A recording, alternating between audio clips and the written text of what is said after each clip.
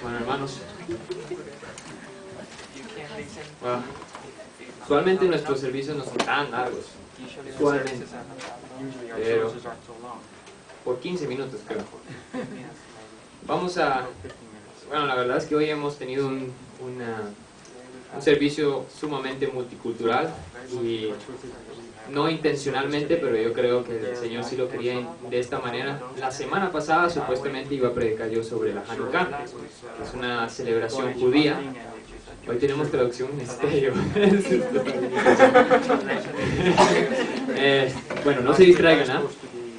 Voy a tratar yo no de distraerme también. Entonces la semana pasada era la celebración judía de la Hanukkah. Y esta semana tuvimos también la presentación bien bonita que vimos hoy de este ministerio coreano. Entonces, vamos a aprender sobre varias culturas hoy y qué relevancia tienen estas a nuestras creencias bíblicas sobre nuestro Señor Jesús. Vamos a comenzar con una oración. Espero que sea posible hacerlo de esta manera. Va a estar bien interesante. Bueno. Gracias, Señor Jesús, te damos por este bello día, Señor. Como nosotros estamos viendo el cumplimiento de tu palabra, Señor, que de toda nación y de toda lengua tú vas a sacar tus elegidos, Señor. Te agradecemos, Señor, en gran manera por lo que tú estás haciendo. Te agradecemos, Señor, porque tú nos demuestras que tú eres Señor sobre toda la creación y que tú puedes redimir a quien tú desees, Señor. Te pedimos en gran manera, Señor, que lo que se vaya a predicar en este día sea tu palabra y no la de un simple predicador y mucho menos de un hombre, Señor. Si fuera a haber cualquier palabra que no pertenece a ti, Señor, deténla antes de que salga de mi boca. Preferimos un predicador mudo que uno que predique su opinión o algo que no provenga de ti. Lo pedimos en el nombre del Señor Jesucristo. Amén. Yo creo que sería mejor pues, solo un traductor de este lado. Tal vez si movemos un par de sillas hacia allá y tenemos uno solo porque... I'll go over there then, and then, because there's more room, so, yeah. So let's just pull a couple chairs there and we'll have just translation on one side. It's cool with stereo translation, but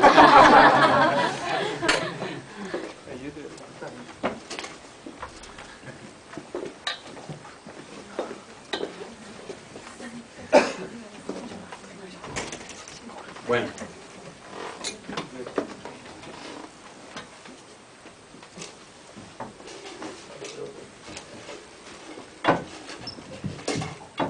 Okay. Tenía también un par de fotos para enseñarles sobre los elementos que usualmente se usan durante la celebración de la Hanukkah, pero ya conocemos cómo sirve la tecnología, que cuando uno necesita que sirva no sirve.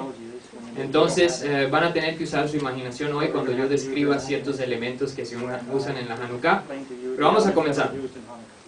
Como ya sabemos, como ya por lo menos muchos saben, Jesús no nació en diciembre, y de hecho lo más probable es que nació en septiembre, octubre, ¿no? Y esto lo sabemos por ciertos cálculos que son basados en detalles que vamos a ver en el Evangelio de Lucas.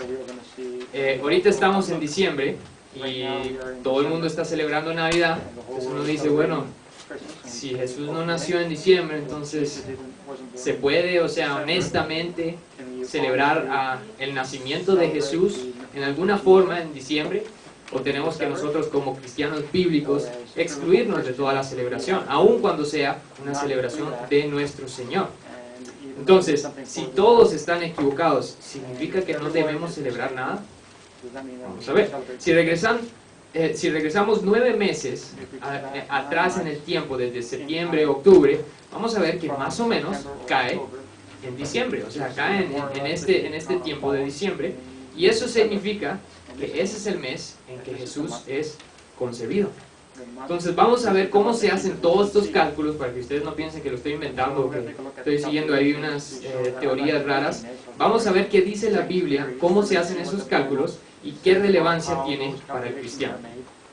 Entonces, para llegar a calcular la fecha del nacimiento de Jesús, tenemos primero que estudiar la concepción de Juan. Lucas 1:5 al 9, brincándonos un par de esos. No estén buscándolo por cuestiones de tiempo, pero aquí yo lo voy a tener todo. Ustedes pueden ir apuntando y en su casa hacen el estudio más a fondo. Vamos a ir, Lucas 1:5, dice: hubo en los días de Herodes, rey de Judea, un sacerdote llamado Zacarías, de la clase de Abías. Su mujer era de las hijas de Aarón y se llamaba Elizabeth. Versículo 8. Aconteció que ejerciendo Zacarías el sacerdocio delante de Dios, según el orden de su clase, conforme a la costumbre del sacerdocio, le tocó en suerte ofrecer el incienso entrando en el santuario del Señor. Ahí vemos el primer concepto.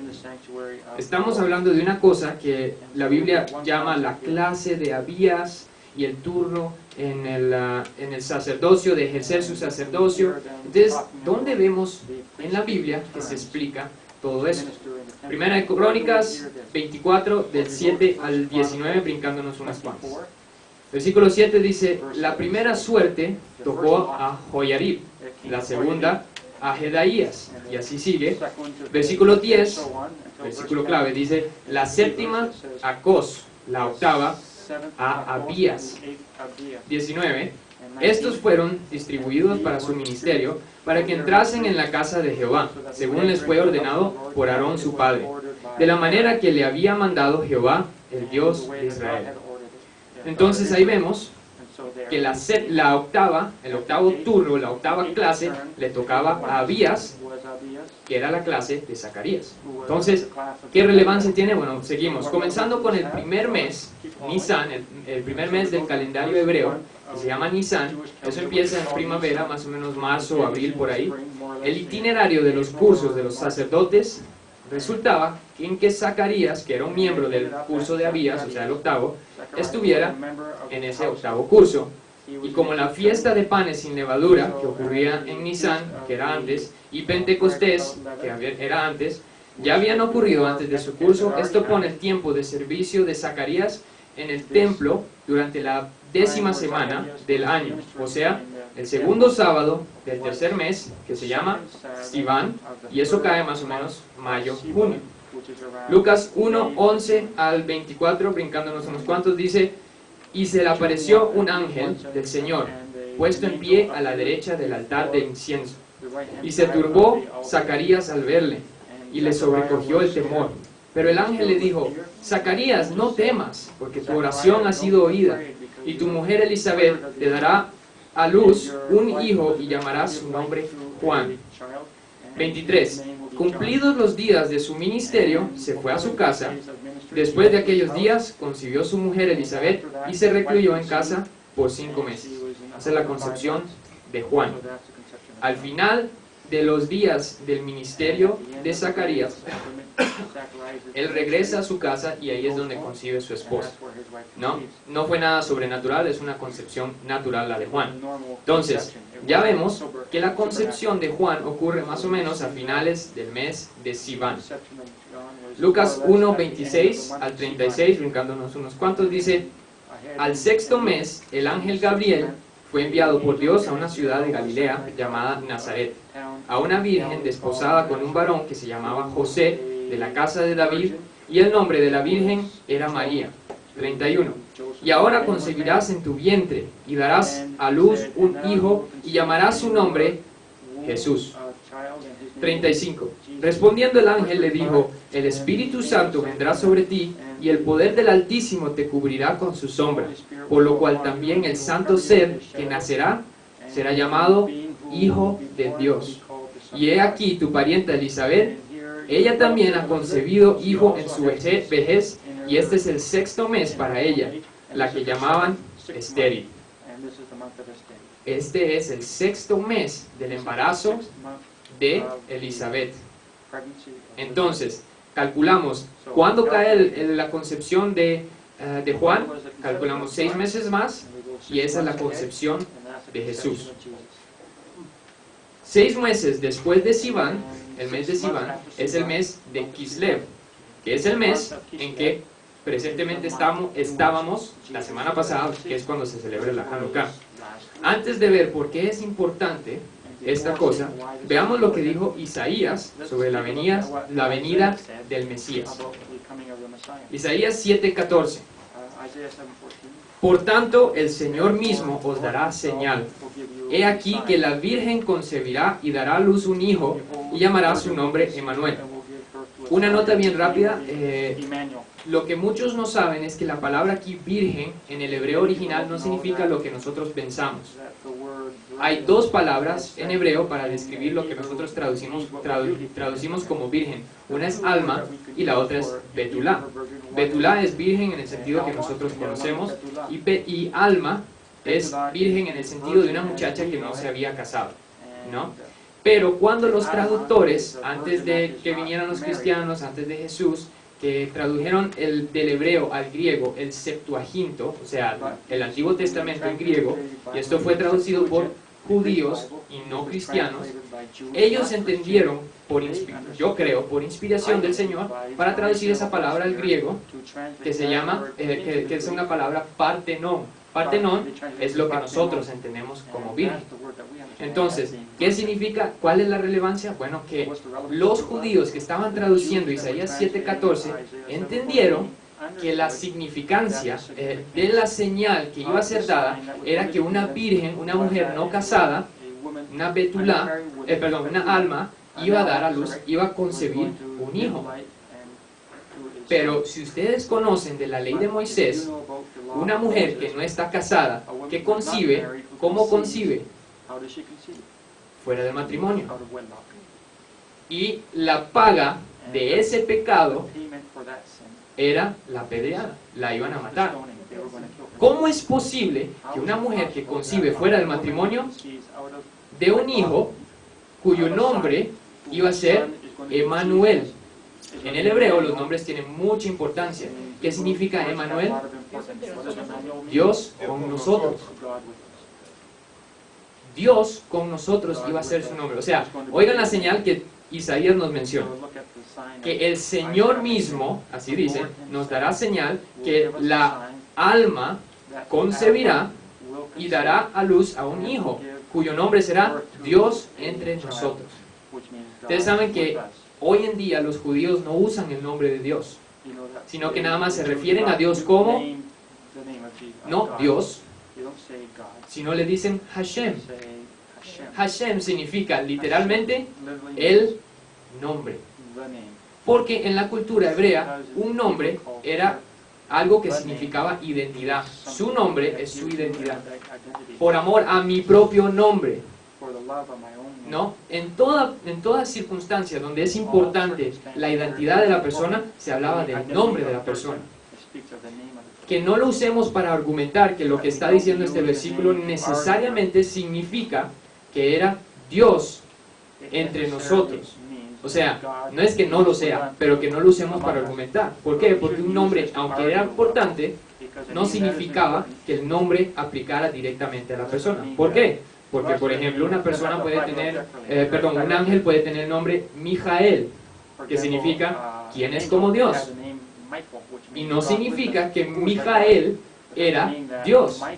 Entonces, no por el nombre vamos a argumentar, pero sí es interesante que el Señor mismo nos iba a dar una señal y iba a ser un nacimiento, una concepción sobrenatural, porque no vamos a decir que Dios iba a suspender su ley para que esto ocurriera, porque así no es como Dios hace.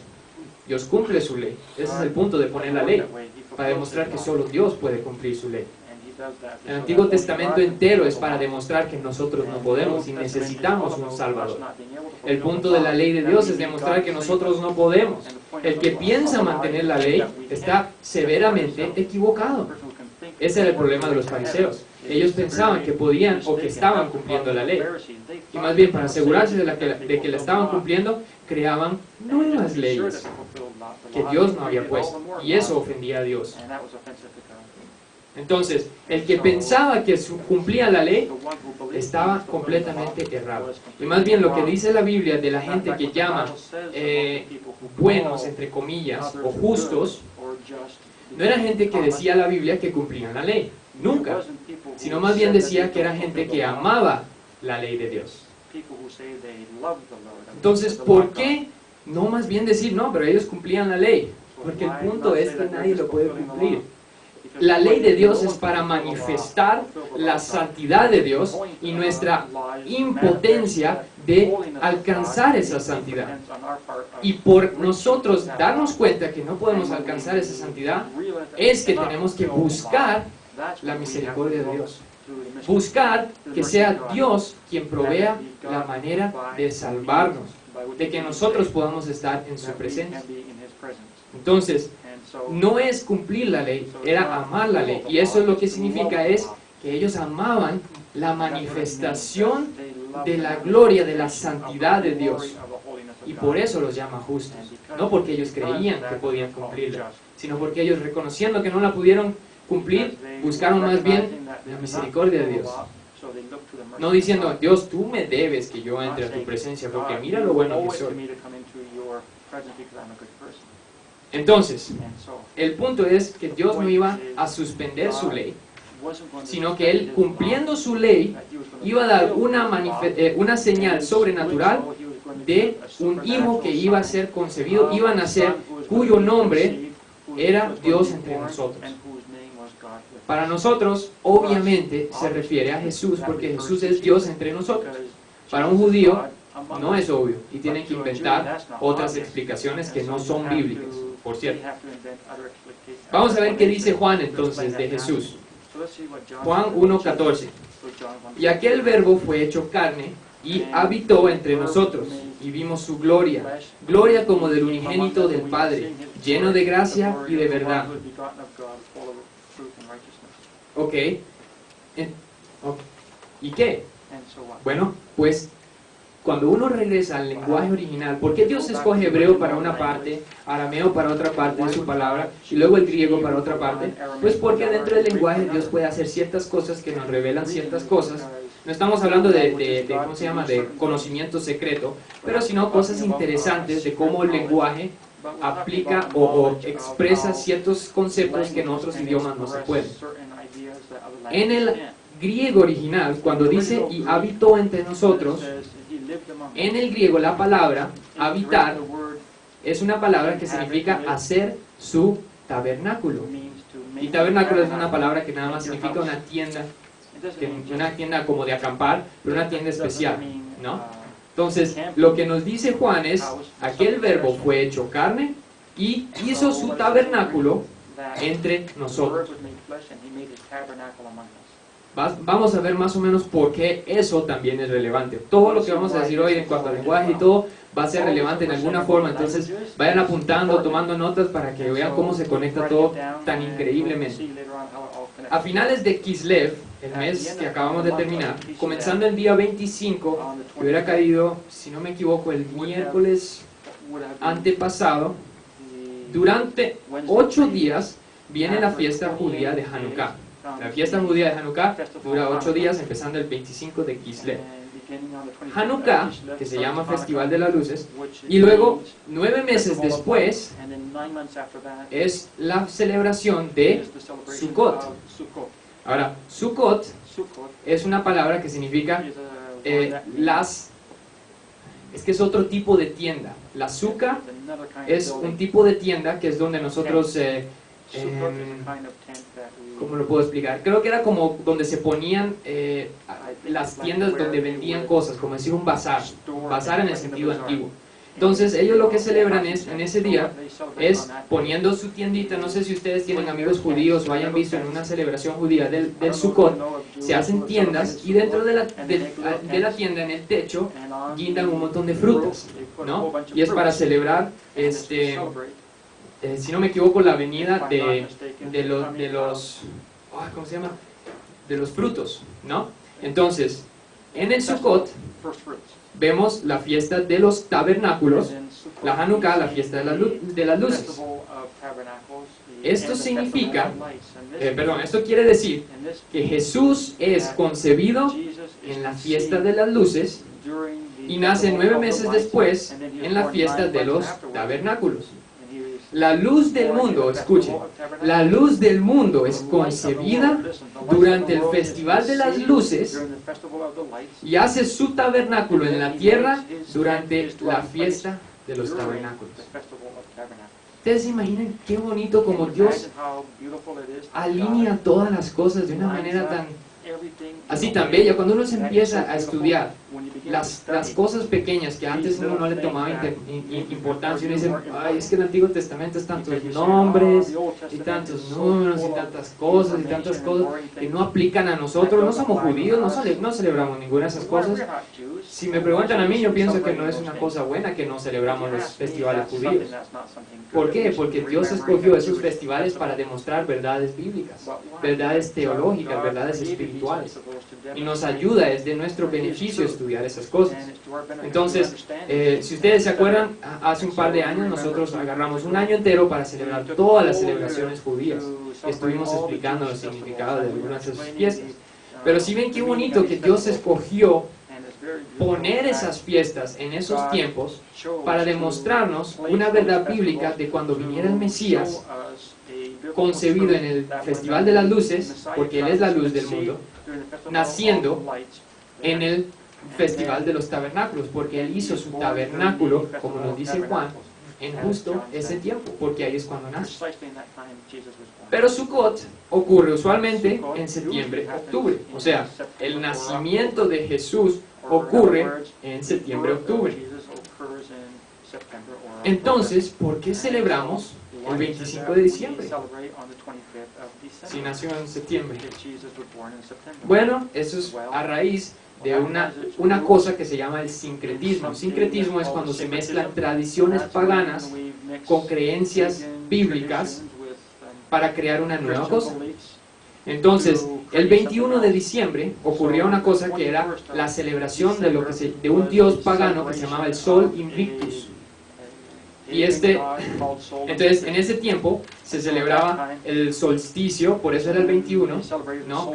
Eso caía en el calendario juliano el 21 de diciembre, cae para nosotros el 25 de diciembre, que nosotros usamos el calendario gregoriano, ¿no?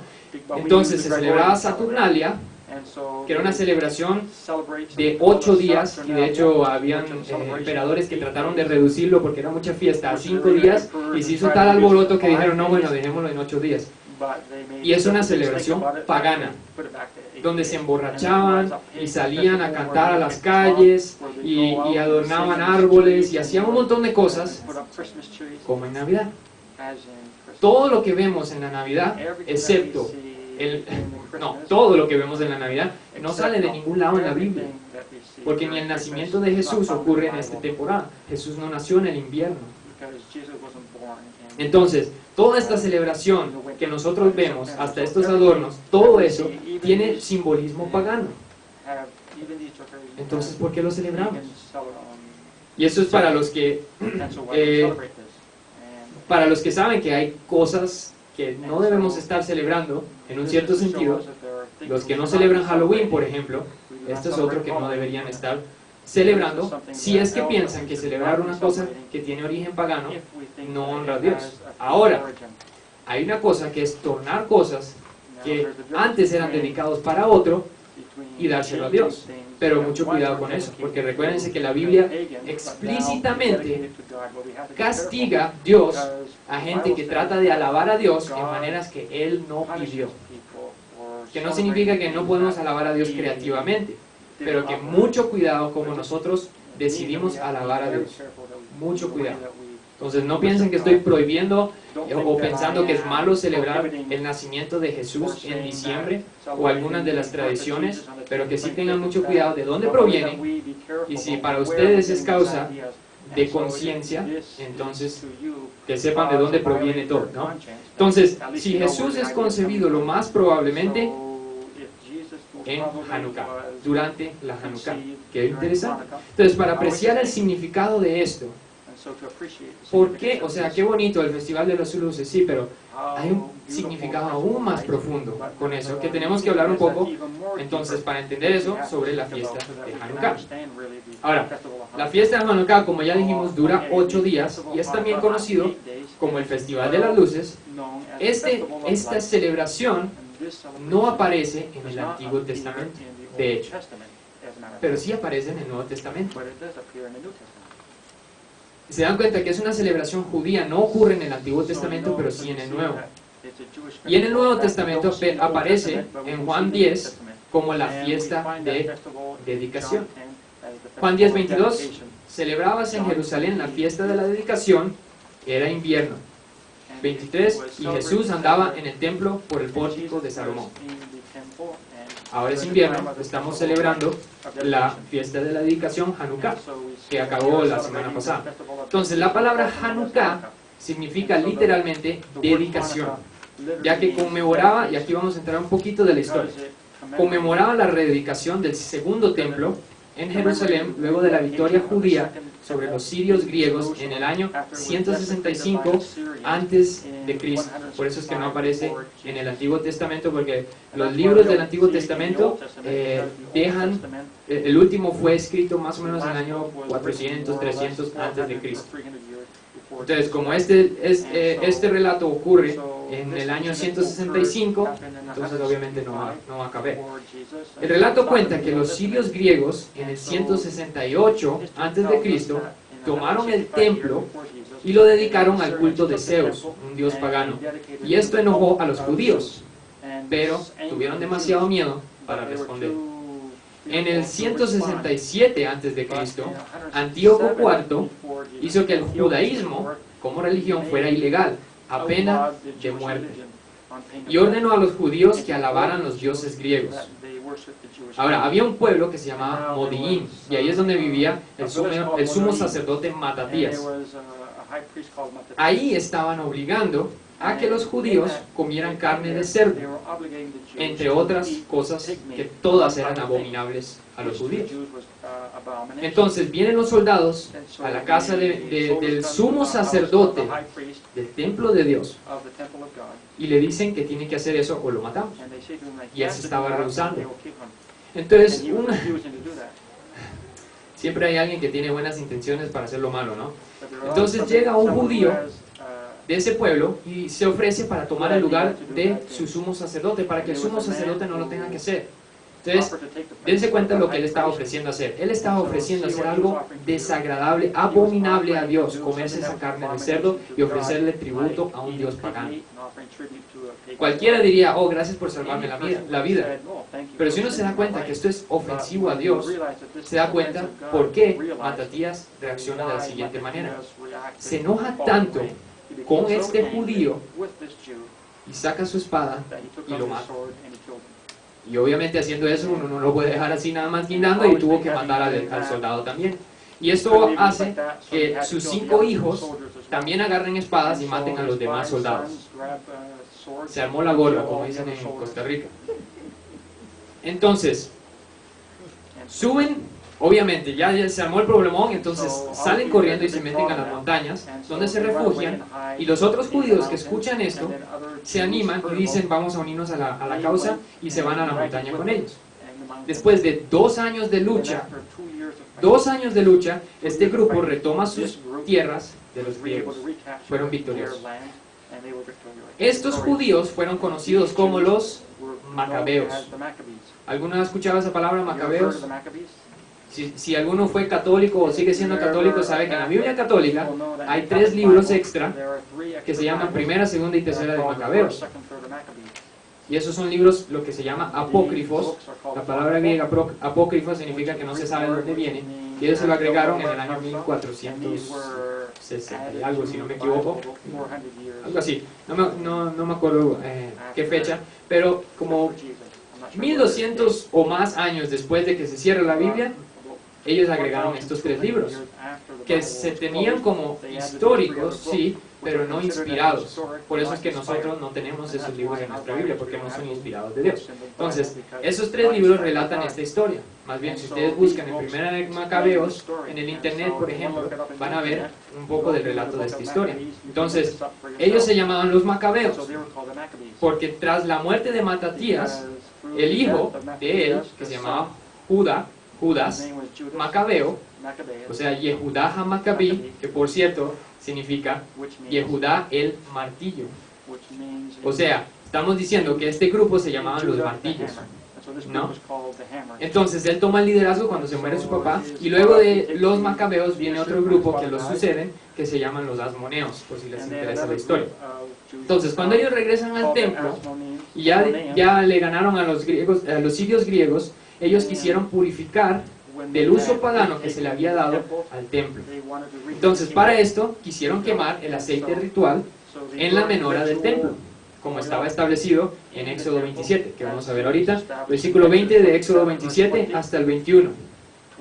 Dice: y mandarás a los hijos de Israel que te traigan aceite puro de olivas machacadas para el alumbrado, para hacer arder continuamente las lámparas. En el tabernáculo de reunión, afuera del velo que está delante del testimonio, las pondrá en orden Aarón y sus hijos para que ardan delante de Jehová desde la tarde hasta la mañana, como estatuto perpetuo de los hijos de Israel por sus generaciones. Si pusieron atención a esta lectura, se van a dar cuenta de varios elementos.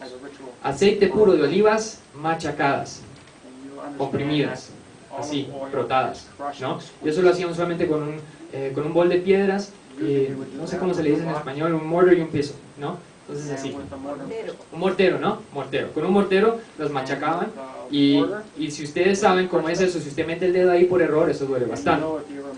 Y dice para hacer arder continuamente las lámparas, y ese estatuto que dice, era un estatuto perpetuo de los hijos de Israel por sus generaciones. Era algo que tenía que continuamente ocurrir. Entonces cuando entran los paganos y desacran el templo, eso es lo que habían quebrantado, un estatuto perpetuo de Dios. Entonces todo el aceite había sido desecrado, excepto un poquitito que supuestamente duraría para un día. Y ellos sabían, porque eso es lo que llevaban años haciendo, entonces sabían cuánto duraba cuánto aceite. Encienden la menora y dicen, bueno, sí, lo que dure, ¿verdad? Y pasa el segundo día, y pasa el tercer día, y el cuarto, y el quinto, y el sexto, y una semana, hasta el octavo día duró esa luz. Y ellos estuvieron tan sorprendidos, porque ¿saben lo que ocurre durante esos 8 días? Eso es lo que tomó preparar más aceite para poder dejar perpetuamente la luz prendida. Desde ese día, ellos celebraron ¿cómo se llama? Este festival en conmemoración de la conmemoración del templo, de la victoria sobre los paganos, pero explícitamente de que duró 8 días ese aceite que supuestamente iba a durar solo un día. Vamos a ver por qué eso es importante. Uno de los símbolos de la celebración de Hanukkah es el dreidel. Déjenme enseñarles un dreidel. Esto es un dreidel. Entonces, esto los niños judíos durante Hanukkah, ellos agarran esto y juegan un juego de apuestas de mentiritas, ¿no? Entonces agarran esto, el trompo, y le dan vuelta, y a donde caiga hay una letra, y esa letra significa algo para su jueguito. Pero las letras, estas son letras hebreas, ¿no? Esta es la Nun, esta es la Hei, esta es la Shin, y esta es la Gimel. Entonces, cuando cae en una, en el Yiddish, que es un lenguaje de los judíos en Europa del Este y Alemania, que es un idioma mezclado con el alemán, que usa letras hebreas, ellos le pusieron significado a cada letra. Entonces si cae en una, se ganan todo lo que se puso en el bote de apuestas, o si cae en otra, entonces pierden todo, y si cae en otra hay que ponerle más, ¿no? Pero las letras en hebreo tienen un significado que es de una oración, que dice así.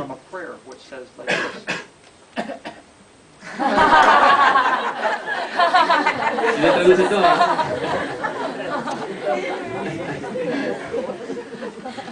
y eso es hebreo, por cierto. Entonces, la oración dice Nes Gadol Haya Sham. Esta es la Shin, ¿no? Sham significa allá, ¿ok? ¿Qué significa la oración completa? Un gran milagro ocurrió allá. En la fundación en 1948 del Estado judío de Israel, los dreidels en Israel no tienen esta letra, tienen otra letra que se llama la Pei. Y dice, ok, ¿por qué la Pei? Bueno, porque Sham significa allá, y hay otra palabra que significa acá, And there's the acá, letter that means here, que es po. which is po. Entonces, en Israel, And so in la oración del dreidel dice the prayer of the dreidel is Nes Gadol Haya Po. Un gran milagro ocurrió that aquí a great en miracle Israel. happened ¿No? here in Israel. Entonces, And so esto es uno de los símbolos this is one of the symbols, bien bonitos, very beautiful. pero el otro símbolo, el más The other prominente, symbol, which es is el even more candelero. Y eso les tenía las imágenes y traté de ver si podía conseguir un candelero de verdad, lo que se llama la menora, pero no pude encontrar. Entonces, imagínense, el candelero es una cosa, si algunos han visto, es una cosa que es con un palo acá y luego hay una cosa redonda así, más o menos, usualmente a veces que está un poco más abierto, y tiene uno central, luego 2, 3 y 4, o sea, perdón, 2 y 3, entonces en total son 7 candelas, ¿no? Entonces esas candelas se encienden cada día y es, en un sentido, es para recordar los 7 días de la semana, ¿no? Pero son 7 candelas y las 7 están todas alineadas a la misma altura. Van a ver por qué eso es importante. En Hanukkah, para celebrar que estuvo el candelero encendido por 8 días, le agregaron 1. Pero la Hanukkah, que es la menora de la Hanukkah, tiene 9. Y de hecho, la novena, que es la del centro, está más alta que las demás candelas, ¿no? Entonces, esa que está más grande no cuenta como una de las candelas, sino que la llaman la shamash, que significa ayudante. Entonces, con esa candela, esta la prenden primero, el primer día, y con esa candela prenden la primera candela de verdad. Luego, al segundo día de Hanukkah, agarran la shamash, la ayudante, y prenden la primera y la segunda. Y así hasta el octavo día. Pero van a ver por qué eso es interesante. Una cosa, por cierto, shamash, que significa ayudante, se escribe exactamente igual, porque ustedes saben que en hebreo no hay vocales, se escribe exactamente igual que la palabra shemesh, que significa sol. Entonces, para mí me sonó bastante interesante cuando vi eso. Pero, si vemos que la shamash está más alta que las demás candelas.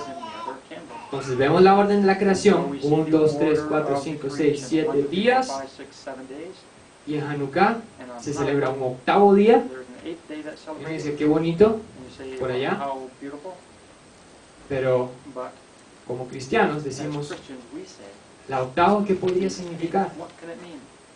Si son 7 días de la creación, ¿qué es el octavo día? Sino la nueva creación. Nosotros, como cristianos, como redimidos por la sangre de Cristo. ¿Y por qué está una por sobre todas? Que es la que prende las otras 7. Porque ¿quién es la fuente de nuestra luz? Cristo, quien es la luz del mundo. Y no cuenta como las otras 7, sino que hay una especial, que es la más alta, que se usa para encender la luz de las otras. Qué interesante, ¿no? Pero vamos a ver dónde es que habla la Biblia sobre el candelero, la menora, que era el candelero que estaba en el templo, que era el que tenía que durar sus 7 días y duró 8. Vamos a Éxodo 25, del 31 al 39. Harás además un candelero de oro puro, labrado a martillo se hará el candelero. Su pie, su caña, sus copas, sus manzanas y sus flores serán de lo mismo. Saldrán 6 brazos de sus lados, 3 brazos del candelero a un lado y 3 brazos al otro lado. Ahí está, 1 más 3 más 3, 7, ¿no?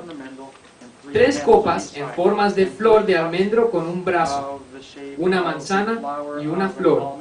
Y 3 copas en forma de flor de almendro en otro brazo, una manzana y una flor. Así en los 6 brazos que salen del candelero. Y en la caña central del candelero 4 copas en la forma de flor de almendro, sus manzanas y sus flores. Habrá una manzana debajo de 2 brazos del mismo, otra manzana debajo de otros 2 brazos del mismo y otra manzana debajo de los otros 2 brazos del mismo. Así para los 6 brazos que salen del candelero. Sus manzanas y sus brazos eran de una pieza, todo ello una pieza labrada a martillo de oro puro. Una pieza de oro puro. Y le harás 7 lamparillas, las cuales encenderás para que alumbren hacia adelante. También sus despabiladeras y sus platillos de oro puro. De un talento de oro fino lo harás con todos estos utensilios. En Éxodo 37 vemos cómo Moisés hace todo lo que fue ordenado hacer. Entonces si se cumple, si se hace y si estaba desde el Éxodo 37, ¿no? Entonces la menora era el único recipiente del tabernáculo que era hecho de oro sólido. Y era hecho de una sola pieza, no eran piezas puestas juntas, sino que era una cosa sola. Los demás utensilios eran de madera recubierta de oro. No era un simple candelabro, sino que usaba aceite de oliva. No como nosotros que usamos esa cera sólida y luego tiene el cordoncito que se enciende, sino que usaba aceite de oliva. Y me imagino que el cordoncito ahí metido, ¿no? Esto significaba que la luz podía estar encendida perpetuamente. Algunos de ustedes han visto esos candeleros que tienen líquido, ¿no? Y sale el cordoncito y eso usted lo puede dejar prendido y le puede seguir metiendo líquido y eso se queda indefinidamente prendido. Exactamente lo mismo con este candelero. Por eso esa orden perpetua podía ser cumplida, porque el candelero podía ser prendido constantemente con solo echarle más aceite de oliva. Esto significaba que la luz podía estar encendida perpetuamente sin interrupción. Pero lo que vemos es que esa luz fue quitada del tabernáculo y del templo de Dios. O sea, ya no está ahí. En el año 70, más o menos, cuando entraron los romanos a despedazar todo en Jerusalén, una de las cosas que desaparecieron fue exactamente la menora del templo. La luz que supuestamente tenía que estar brillando constantemente en el templo de Dios fue removida, fue quitada. El templo fue destruido y de hecho la adoración en el templo cesó en el momento en que Jesús muere en la cruz. ¿Sí se acuerdan la historia? Que se rasga la cortina del templo.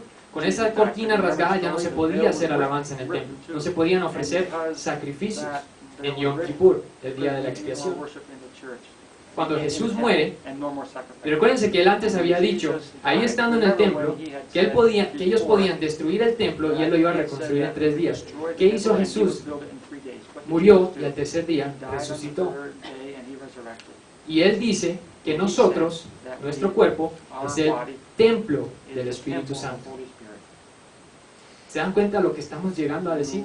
Con toda esta celebración de la Hanukkah y del templo y de la luz y del candelero. Ahorita vamos a ver cómo todo se cose junto. Pero es importante que ustedes se recuerden que no solo no está el candelero en el templo, sino que ni siquiera saben dónde está. Nadie sabe dónde está.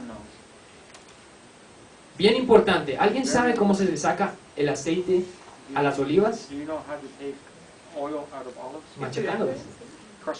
Machacándolas. Así mismo como acabamos de decir. Éxodo 25:40 dice, mira y hazlos conforme al modelo que te ha sido mostrado en el monte. ¿Cuál modelo? O sea, estamos hablando del modelo del candelero, de la menorá. ¿Cuál modelo? Pues bien interesantemente, en Israel, en esa área, en Palestina, hay una flor que se llama la salvia. Nosotros conocemos por lo menos la especie de la salvia. Pero la salvia es una flor y hay una especie de salvia, o sea, un tipo, porque hay variedades, ¿verdad?, de la misma flor, de la misma planta. En Palestina hay una variedad que se llama la salvia palestina. Y yo tenía una foto bien bonita para enseñarles, pero ahora se lo tienen que imaginar. Y esta salvia es una planta que se ve más o menos como así, como una menora. Entonces está el palito en el centro y paralelo, como un espejo, salen 8. 1 más 4 más 4, como la menora, más bien como la Hanukkah, porque la menora tiene 7 y la Hanukkah tiene 9. Y me dice, wow, qué interesante. Más interesante aún, cuando yo me puse a buscar un poco más de información sobre esta flor, ustedes como hablan español saben que salvia suena bastante parecido a salvar, ¿no? no voy a llegar a lo que piensan, pero el término salvia proviene de la palabra latina salvare, que significa curar.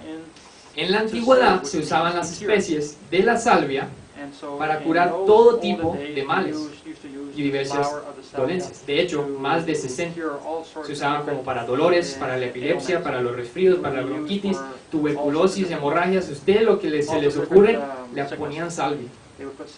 Por eso se llama salvia, porque era para curar. Interesante. Otra profecía sobre el Mesías, Isaías 11:1 al 2. Saldrá una vara, una rama, del tronco de Isaí, y un vástago retoñará de sus raíces. Y reposará sobre él el espíritu de Jehová, espíritu de sabiduría y de inteligencia, espíritu de consejo y de poder, espíritu de conocimiento y de temor de Jehová. ¿Quién era Isaí? No era el profeta Isaías, era Isaí, el papá de David. El papá de David era Isaí. Entonces, de ese tronco, y ustedes imagínense un tronco que está ahí tirado, ya no es un árbol, sino que es un tronco, una cosa ahí, y de ahí sale una ramita. Y de ahí iba a reposar, ese vástago iba a retoñar, y esto, en esta persona, este Mesías que iba a venir, iba a reposar sobre él el Espíritu de Jehová. Bien importante, ¿no? Ahora, ¿qué nos dice Pablo en relevancia a esto? Romanos 11, 17 al 24, brincándonos algunos. Pues si algunas de las ramas fueron desgajadas y tú, siendo olivo silvestre, has sido injertado en lugar de ellas y has sido hecho participante de la raíz y de la rica savia del olivo. ¿Vemos más o menos el paralelismo ahí? No te jactes contra las ramas, y si te jactas, sabe que no sustentas tú a la raíz, sino la raíz a ti. 24, porque si tú fuiste cortado del que por naturaleza es olivo silvestre, y contra naturaleza fuiste injertado en el buen olivo, cuanto más estos, que son las ramas naturales, serán injertados en su propio olivo. Vemos varias cosas, no vamos a entrar muy a fondo, pero Pablo estaba hablando de una cosa interesante. El natural era el pueblo escogido de Dios en el Antiguo Testamento, los judíos.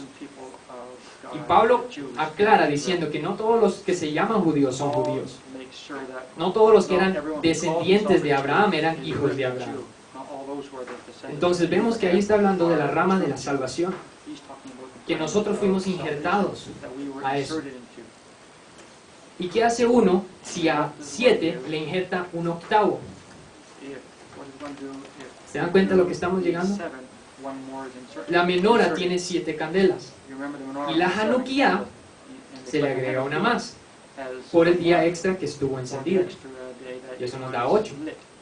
Pero ¿por qué son 9? Por el Shamash, que enciende todo. Ellos no se dan cuenta de lo que están haciendo figurativamente en su celebración. Pero para nosotros como cristianos, es claro como el día. A esa rama nosotros somos agregados, injertados, adoptados. Y ese Shamash nos da la luz que debemos ser. Y es separada de las demás candelas, es puesta en alto. Cuando en la menora todos estaban en el mismo nivel, esta vara sale como del tronco, y por medio de esta nosotros somos agregados para ser luz, para brotar luz. Salmo 18, 28.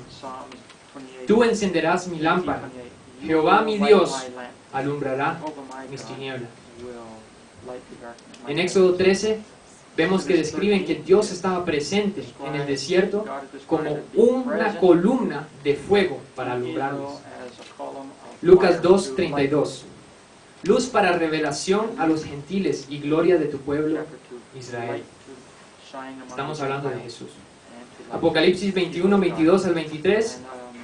Y no vi en ella templo, porque el Señor Dios Todopoderoso es el templo de ella, y el Cordero. La ciudad no tiene necesidad de sol ni de luna que brillen en ella, porque la gloria de Dios la ilumina, y el Cordero es su lumbrera. Lumbrera como candela, como menora. Yo busqué en el Nuevo Testamento hebreo, la traducción hebrea del Nuevo Testamento, y usa la palabra candela. Estamos hablando de que el Cordero Jesús, Él es la lumbrera. Y en esta ciudad nueva que Dios iba a crear, la nueva Jerusalén, no hay necesidad de luz, porque Jesús mismo es la luz. Hechos 26:13. Cuando a mediodía oré yendo por el camino, vi una luz del cielo que sobrepasaba el resplandor del sol, la cual me rodeó a mí y a los que iban conmigo. Cuando ustedes apagan todas las luces en su casa y prenden una lucecita pequeña, esa cosa brilla increíblemente. Pero usted saca esa misma lucecita a la luz del sol y ni se ve. Uno tendría que ponerse en el mero ojo para darse cuenta que está prendido. Eso significa que cuando Pablo, que es el que nos está relatando esto, se encuentra con Jesús, cuando él todavía era Saulo de Tarso, persiguiendo a los llamados de Dios, él ve un resplandor que sobrepasaba el resplandor del sol. Y este era Jesús. Salmos 104, versículo 2. El que se cubre de luz como de vestidura, que extiende los cielos como una cortina. La vestidura de Dios, la ropa de Dios es luz. Salmos 36:9. Porque contigo está el manantial de la vida. En tu luz veremos la luz. Juan 1:6-9. Hubo un hombre enviado de Dios, el cual se llamaba Juan. Este vino por testimonio para que diese testimonio de la luz, a fin de que todos creyesen por él. No era él la luz, sino para que diese testimonio de la luz. Aquella luz verdadera que alumbra a todo hombre venía a este mundo. Está hablando de Jesús. Jesús es la luz del mundo. ¿Y qué nos dice el Antiguo Testamento? Salmo 27:1. Jehová es mi luz y mi salvación. ¿De quién temeré? Jehová es la fortaleza de mi vida. ¿De quién he de atemorizarme? Jesús es luz, es la luz, y Jehová es la luz. ¿Un argumento para la divinidad de Jesús, tal vez? Juan 8:12. Otra vez Jesús les habló diciendo: yo soy la luz del mundo. El que me sigue no andará en tinieblas, sino que tendrá la luz de la vida. Yo soy la luz del mundo. Jesús mismo dijo que Él es la luz del mundo. Y si en Salmos 27 nos dice que Jehová es la luz, Jesús dijo: yo soy Jehová. Juan 9:5. Entre tanto que estoy en el mundo, luz soy del mundo. Juan 12:46. Yo, la luz, he venido al mundo para que todo aquel que cree en mí no permanezca en tinieblas. 3 veces Jesús dice que Él es la luz, en solo estos 3 versículos. Pero vean lo que Él dice: para todo aquel que cree en mí, para que todo aquel que cree en mí no permanezca en tinieblas. El que cree en Jesús no permanece en tinieblas, porque ese es el propósito que Jesús nos dice de que Él vino. Si permanecemos en tinieblas, estamos diciendo, si decimos que somos cristianos, que creemos en Jesús y permanecemos en tinieblas, una de dos cosas: o estamos diciendo que Jesús es un mentiroso porque Él dio esta promesa, o nosotros somos los mentirosos al decir que somos cristianos, al decir que creemos en Él. No podemos permanecer en tinieblas si creemos en la luz. ¿Qué significa que Jesús sea luz? ¿Por qué la Biblia habla tanto de luz, luz, luz, luz, luz? Porque la luz, lo principal que hace es que expone lo que está encubierto. Saca lo que no se ve. Expone, si estamos hablando espiritualmente, expone la verdad. Jesús vino a exponer la verdad. No solo la verdad de que Él es el Mesías, no solo la verdad de que Él es Dios, pero también que por medio de su santidad, Él expone la verdad sobre nosotros, que somos sucios, pecadores, no dignos de entrar a la presencia de un Dios santo. Esa es la luz. ¿Y qué es la oscuridad? La tiniebla, que es el usar la palabra oscuridad es encubrimiento, encubrir las cosas. Es vergüenza, lo que no quieren que sea expuesto. Eso es andar en tinieblas.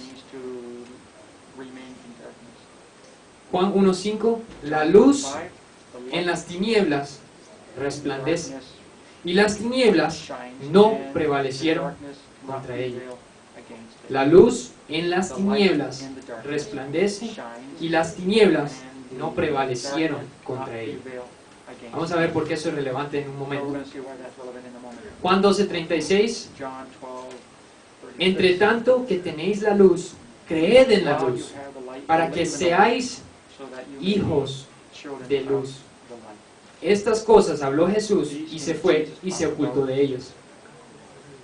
Un poco irónico, tal vez. Si buscamos comedia en la Biblia, puede ser esto uno de los lugares. Jesús anda hablando de la luz y va y se oculta. Entre tanto que tenéis la luz, creed en la luz, para que seáis hijos de luz. Efesios 5:8, porque en otro tiempo erais tinieblas, mas ahora sois luz en el Señor. Andad como hijos de luz. Nosotros, como cristianos, somos hijos de luz. Pero vean qué más nos dice Pablo. Que nosotros somos luz en el Señor. Que nosotros antes fuéramos tal vez tinieblas, pero ahora somos luz. Entonces no solo somos hijos de luz, sino que nosotros somos la luz del mundo. ¿Ustedes ven lo que Jesús transfirió a nosotros como sus, ¿cómo quieren que lo ponga? Él transfirió a nosotros esta posición de ser llamado la luz del mundo, esta responsabilidad.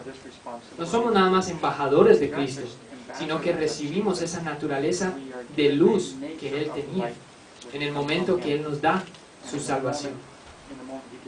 Nosotros tenemos la responsabilidad de ser luz en el mundo, la luz del mundo. Hechos 13:47, porque así nos ha mandado el Señor diciendo, te he puesto para luz de los gentiles, a fin de que seas para salvación hasta lo último de la tierra. Vean que Pablo nos está diciendo, si no me equivoco era Pablo, que a él se le dijo, te he puesto para luz de los gentiles, pero él dice que eso aplica a nosotros, a todos nosotros. Así nos ha mandado el Señor, diciendo, te he puesto para luz de los gentiles. Nosotros somos luz de los gentiles, luz del mundo. Mateo 5:13 al 16, vosotros sois la sal de la tierra, pero si la sal se desvaneciere, ¿con qué será salada? No sirve más para nada, sino para ser echada fuera y hollada por los hombres. Vosotros sois la luz del mundo. Una ciudad asentada sobre un monte no se puede esconder.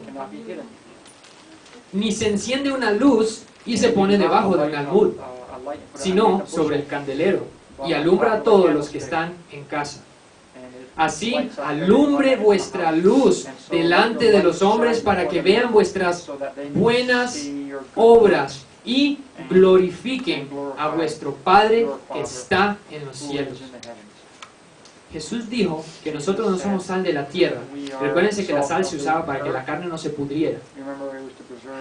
Y vean qué gracioso lo que dice Jesús de nuevo.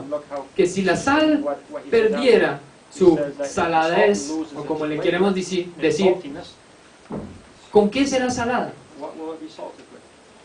Yo me imagino que esa gente a quien él estaba hablando tal vez habrán sido simples, pero no habrán sido tontos. No es posible que la sal pierda su saladez. Químicamente es imposible. La sal son dos cosas puestas juntas, el sodio y el cloruro. Y usted quita alguno de los dos y no es sal. No se puede quitar lo salado de la sal. No estaba hablando Jesús de que se pierde la salvación, o que perdamos tal vez nuestro buen testimonio.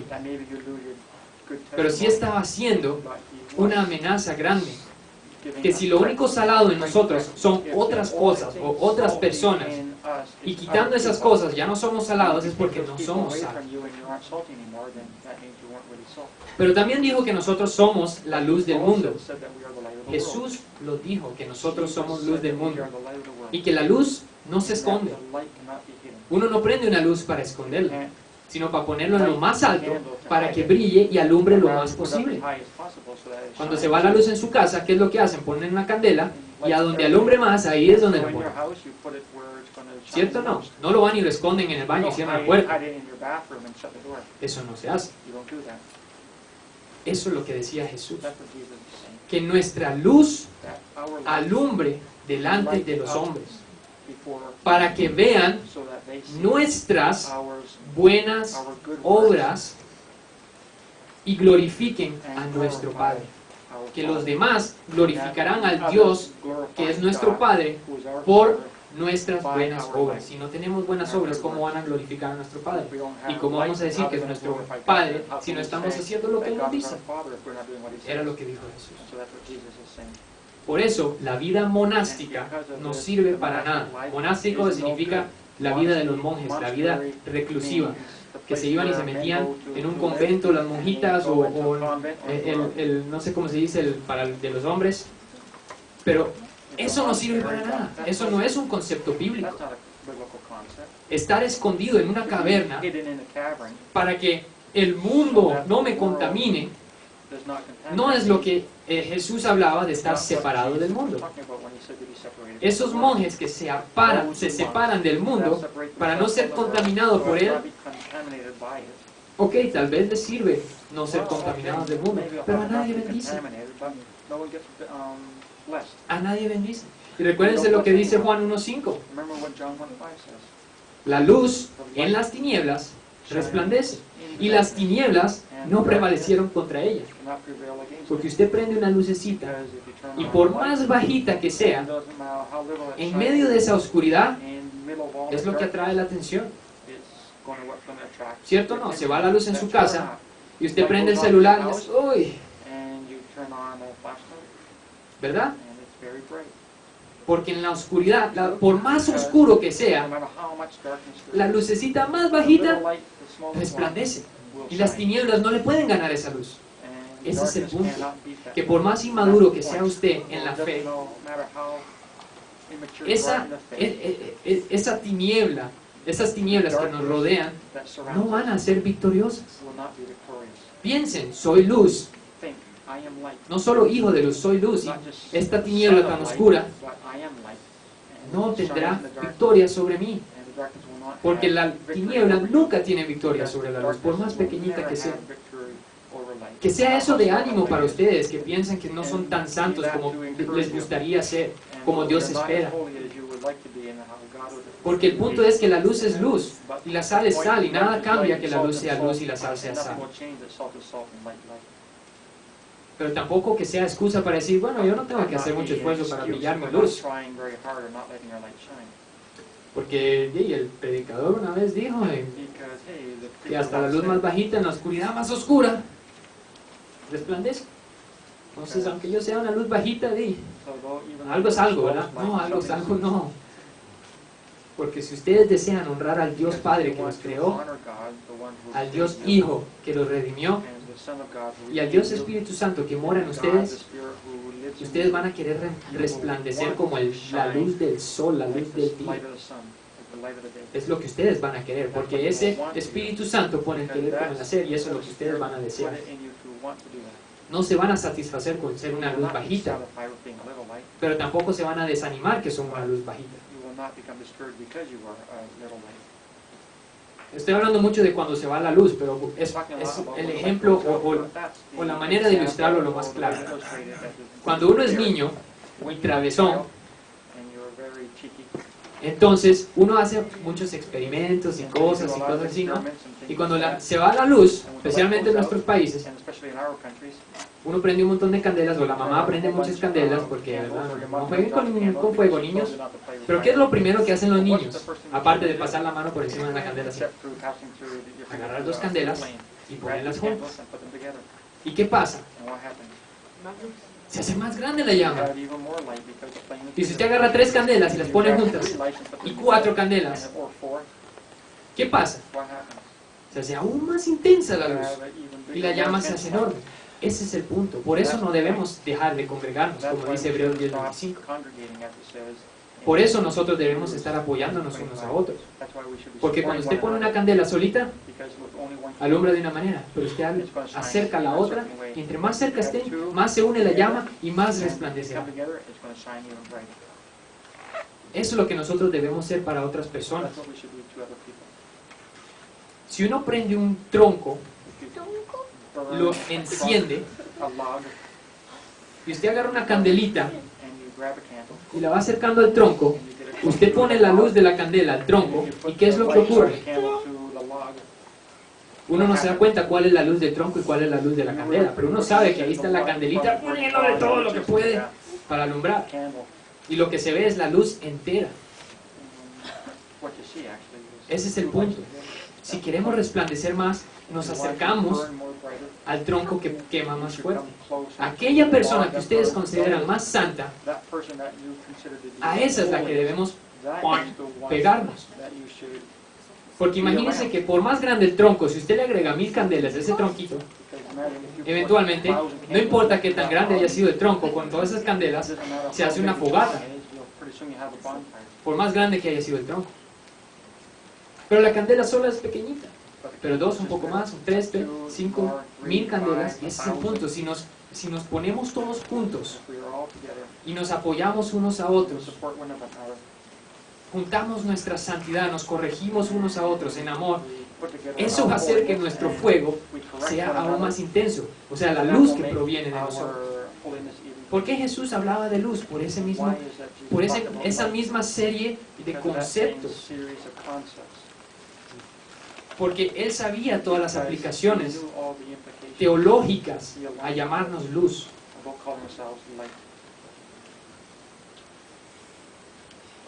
¿Qué significa entonces que seamos luz? Que nuestra luz proviene del Espíritu Santo, del Espíritu de Cristo que mora dentro de nosotros. ¿Qué implicaciones tiene? Pues significa que en las tinieblas debemos irradiar luz. Significa que debemos ser la luz que expone las tinieblas, y donde no puede haber tinieblas. Donde hay luz no puede haber tinieblas. Por más oscuro que haya sido en algún momento, no puede haber tinieblas si hay luz. Como cristianos nosotros debemos caminar exponiendo por la luz, no por nuestras acusaciones o el dedo apuntado, sino por nuestro simple caminar en santidad. Eso expone la falta de santidad del mundo y también en otros cristianos. Pero no es por andar apuntando el dedo, es porque nuestra santidad expone eso. Y por eso nosotros debemos juntarnos con otros que sean más santos que nosotros. Al más santo que se encuentren, a ese péguense, para ver cómo es que él hace, o ella, para que así nosotros seamos edificados. Debemos vivir a tal grado de santidad que nuestra santidad misma exponga las tinieblas del mundo, de los demás.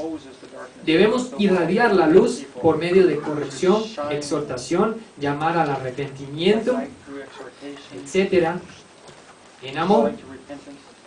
Si no lo hacen en amor, lo más probable que van a lograr hacer es derribar a la persona,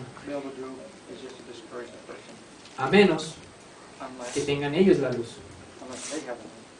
Porque por más malo que usted haya sido, el que tiene el Espíritu de Cristo dentro recibe lo que era para él, por más difícil que haya sido. Por más difícil que haya sido. Entonces, debemos corregir en amor, porque en amor lo hacemos más fácil para que la persona se arrepienta. Más fácil para que la persona aplique los cambios que le son requeridos hacer.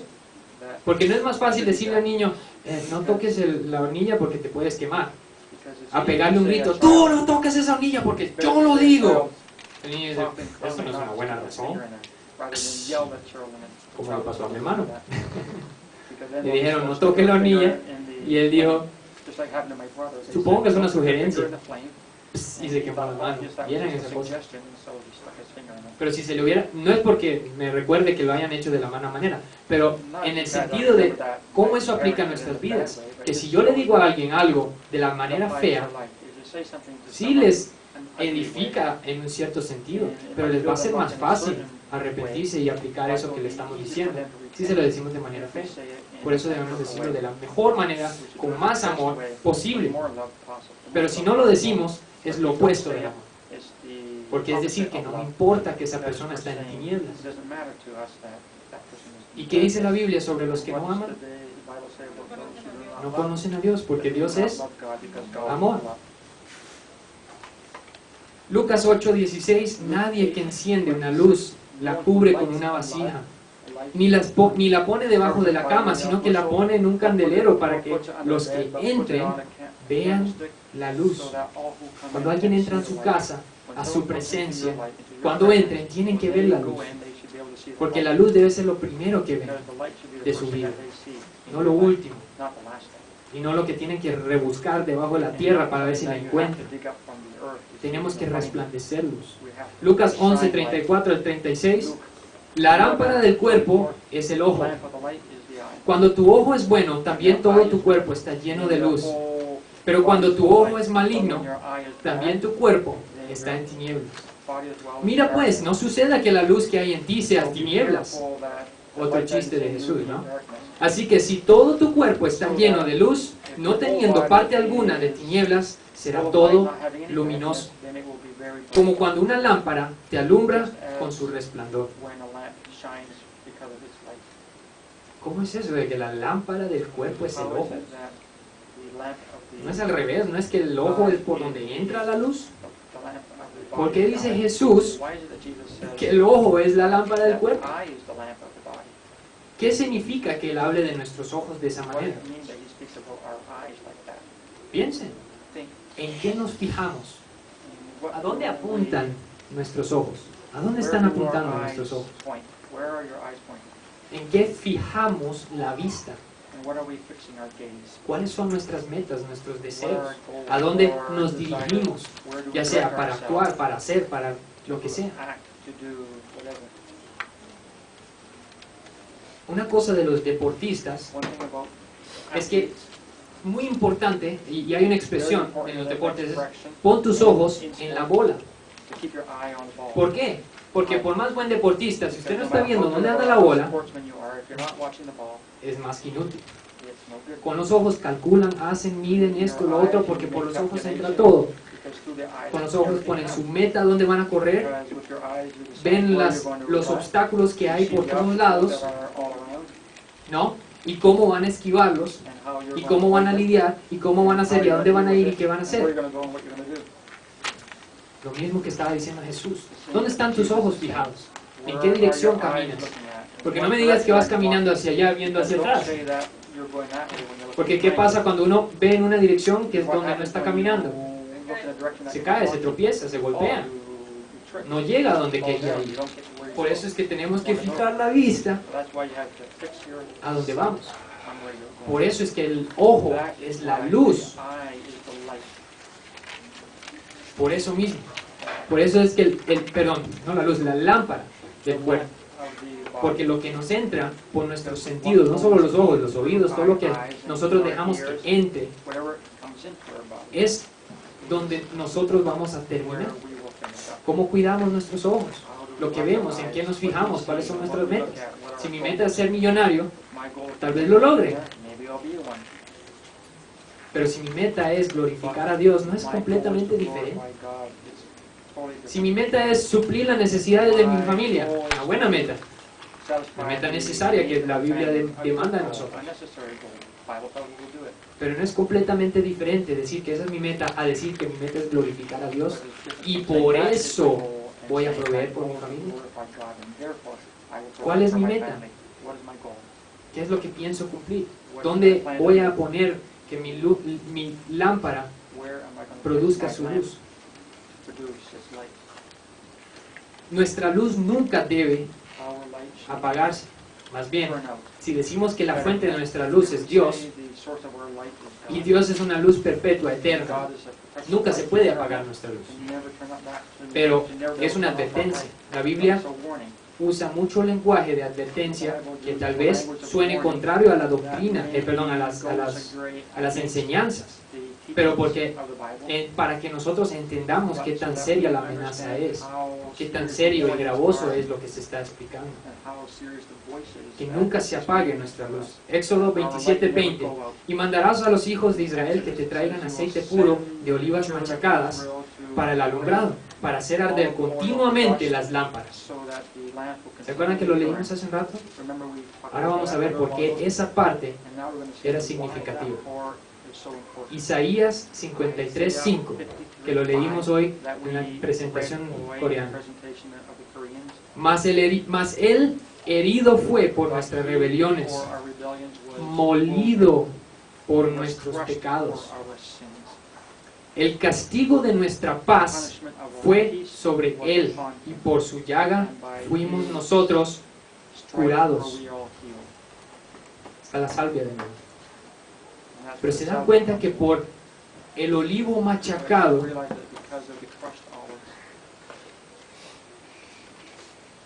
el moler a Jesús, el Hijo de Dios, eso es a causa de nuestros pecados, pero con resultado de darnos y hacernos luz. Mandarás a los hijos de Israel que te traigan aceite puro de olivas machacadas para el alumbrado, para hacer arder continuamente las lámparas. ¿Sí ven por qué es importante poner atención y estudiar el Antiguo Testamento y no quedarse pegado en el Nuevo? Porque en el Antiguo encontramos explicación de casi todas las doctrinas y lo necesario de esas doctrinas que nos enseña el Nuevo Testamento. Jesús fue molido por nuestros pecados, pero si Él fue molido por mis pecados, Él producirá en mí luz. Porque si Él no es molido por mis pecados, ¿cómo voy a tener yo aceite de oliva para producir luz? Continuamente. 1 Juan 1:5-7. Este es el mensaje que hemos oído de Él y os anunciamos. Dios es luz y no hay ninguna tinieblas en Él. Si Él fue molido para que nosotros seamos luz, de la misma manera que nosotros ahora somos el templo, la menora del templo, de nuestro templo, debe arder incesantemente dentro de nosotros. Seguimos el versículo 6 diciendo: si decimos que tenemos comunión con Él y andamos en tinieblas, mentimos y no practicamos la verdad. Pero si andamos en luz como Él está en luz, tenemos comunión unos con otros y la sangre de Jesucristo, su Hijo, nos limpia de todo pecado. Si andamos en luz, si tenemos comunión unos con otros, porque es imposible decirse cristiano y no andar en comunión unos con otros, por lo menos no por periodos extendidos de tiempo.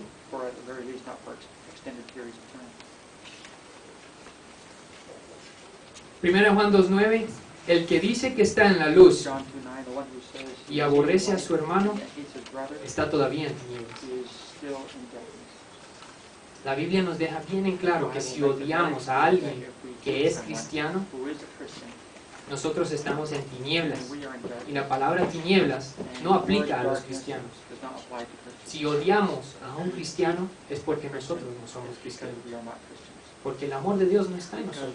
Y este versículo nos dice claramente, el que dice que está en luz, no dice el que está en luz y aborrece a su hermano. El que dice que está en luz y aborrece a su hermano, está todavía en tinieblas. ¿Ustedes saben que hay gente que dice que aborrecer significa amar menos?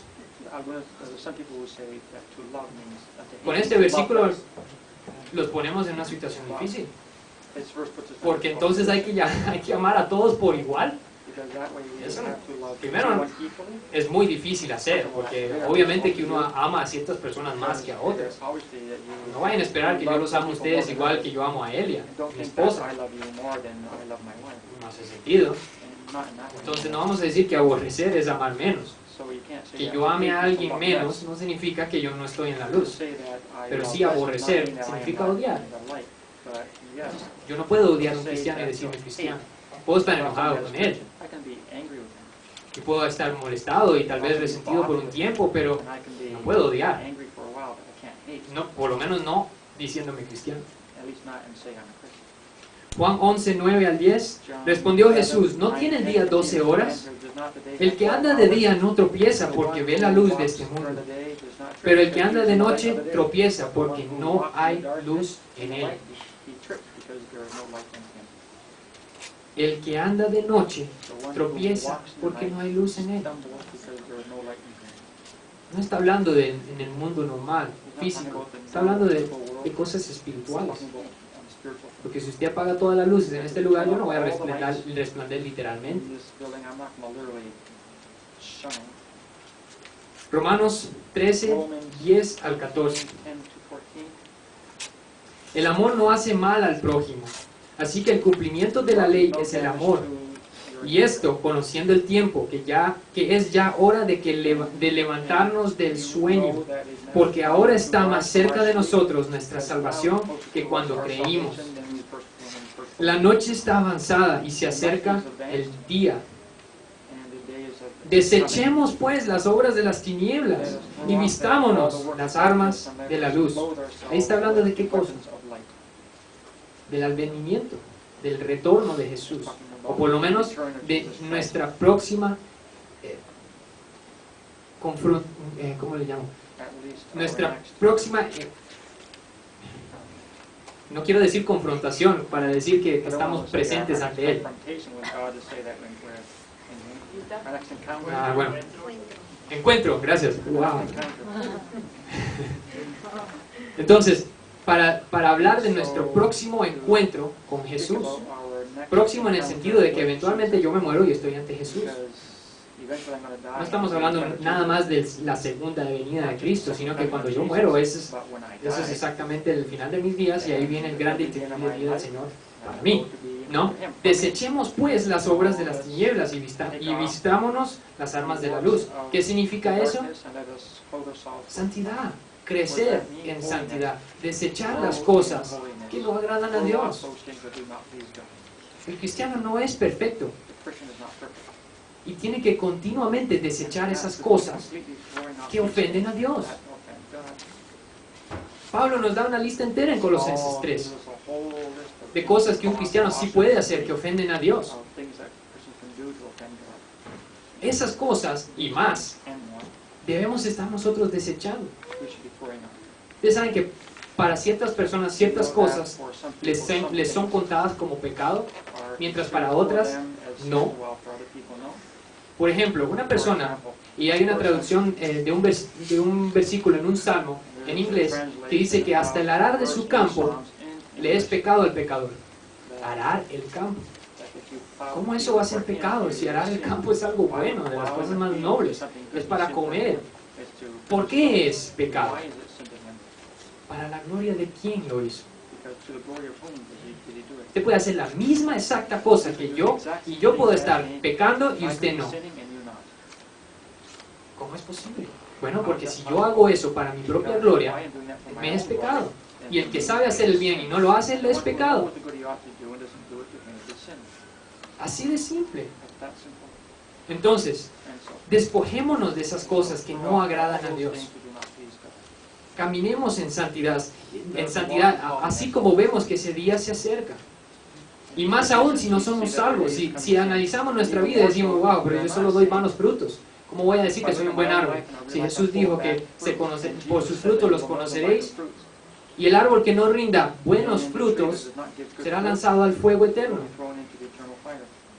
Y noten que no dice que el árbol que da malos frutos será echado al fuego, sino el árbol que no da buenos frutos. O sea, si usted no está rindiendo fruto alguno, no piense que está bien. Porque a los tibios Jesús los escupirá de su boca, o en español, los vomitará de su boca. Si usted no está rindiendo frutos buenos y piensa que porque usted no rinde frutos malos, entre comillas, está bien, no, señor. Si rinde malos frutos, demuestra que usted es un mal árbol. Así de simple y así de claro. Andemos, versículo 13, andemos como de día, honestamente, no en glotonerías y borracheras, no en lujurias y lascivias, no en contiendas y envidias, sino vestidos del Señor Jesucristo y no proveáis para los deseos de la carne.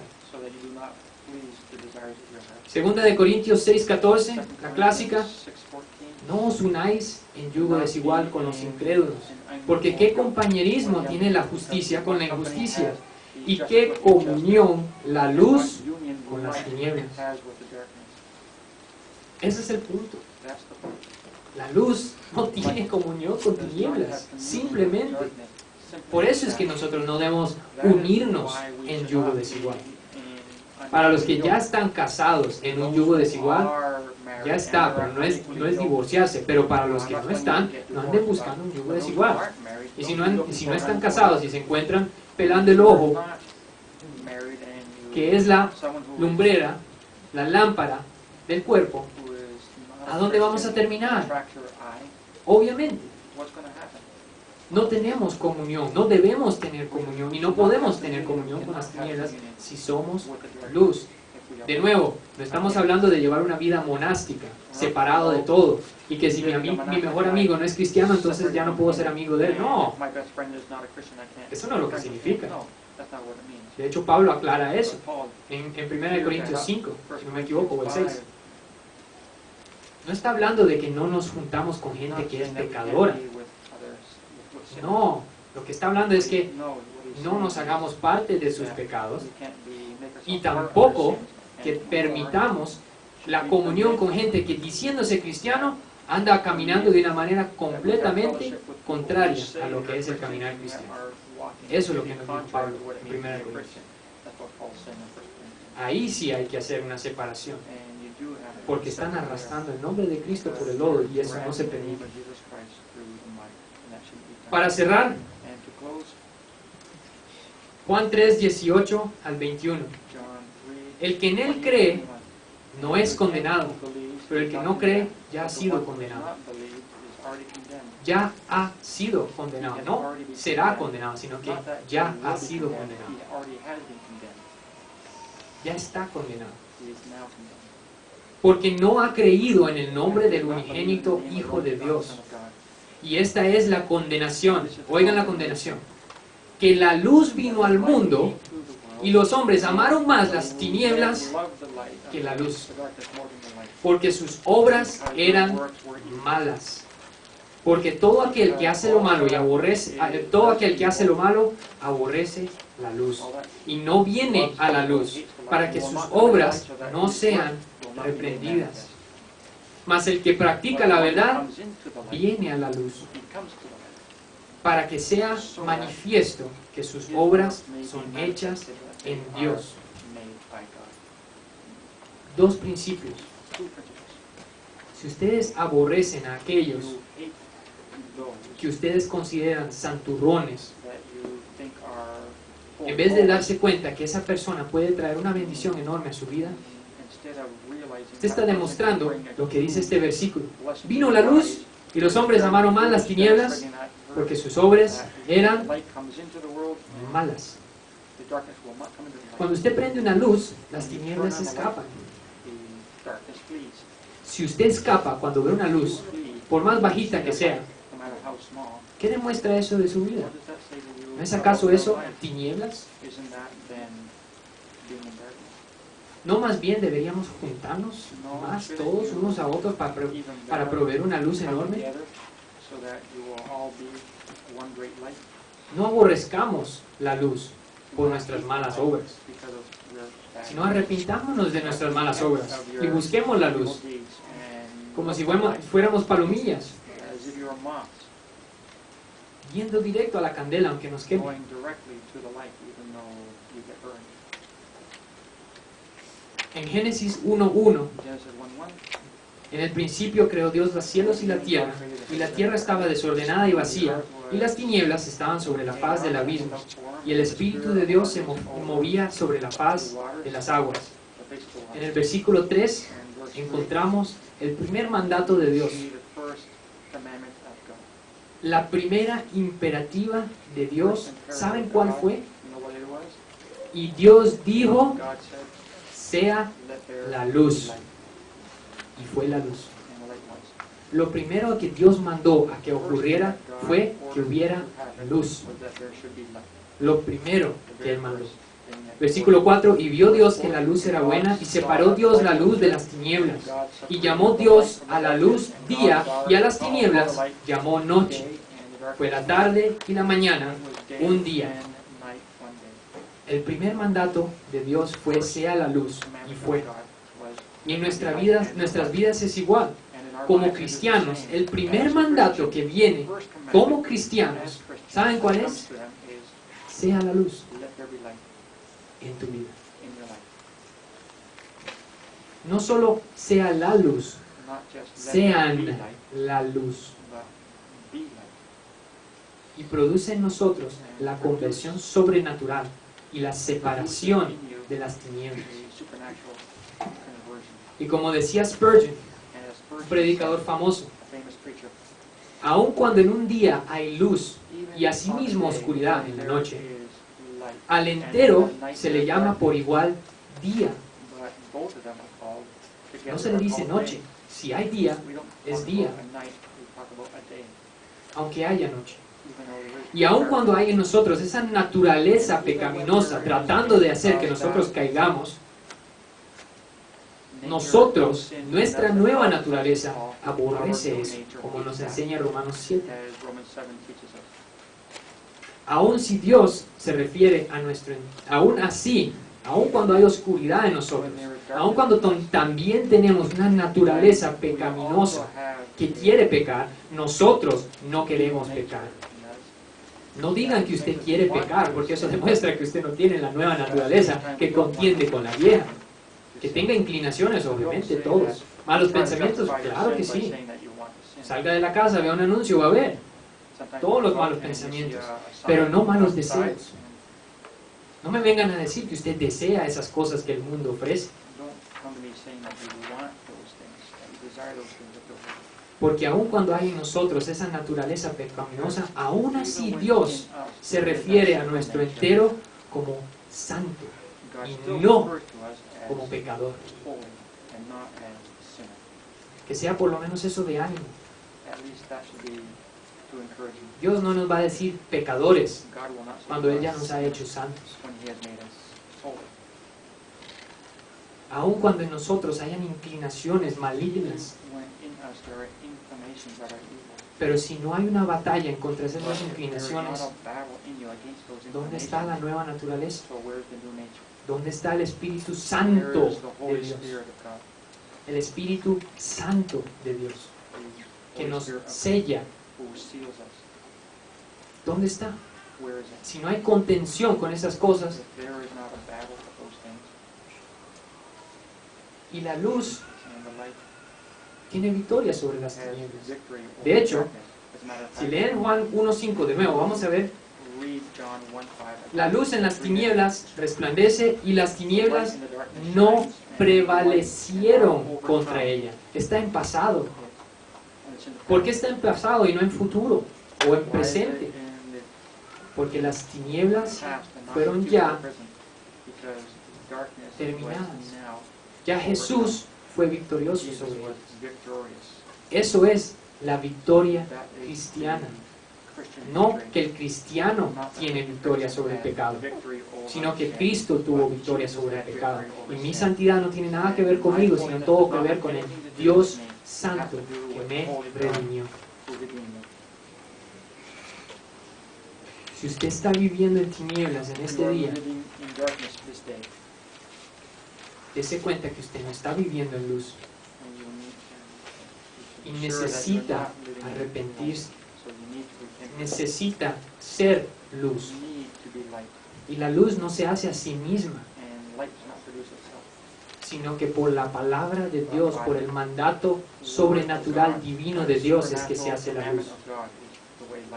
Solo así puede haber luz. Clame ante Dios hasta que Él lo salve sobrenaturalmente.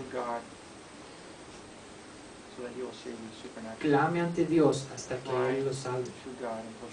No trate de armar un fueguecito ahí, que no va a servir de nada, porque esa leña se consume y se apaga, mientras que Jesús fue molido para producir el aceite puro de oliva que fluye para siempre y nunca se apagará. Ya en el templo se apagó la luz para que supiéramos que no estaba hablando de cosas físicas, sino de cosas espirituales. Nuestra luz nunca deberá apagarse porque es un estatuto perfecto. Si en este día usted se da cuenta que estamos hablando de usted cuando hablamos de tinieblas, se da cuenta que usted tiene que arrepentirse. Aquí hay 3 pastores con los cuales puede hablar. No deje que este día se acabe sin que usted se haya arrepentido, porque usted no sabe qué día va a morir. Usted no sabe si usted sale de este lugar y lo agarra un bus y ya se acabó. Usted no sabe. Asegúrese de que si el día temible del Señor viene, usted puede presentarse aún con la oscuridad que pueda haber, como el santo que Dios nos proclama ser. Vamos a orar.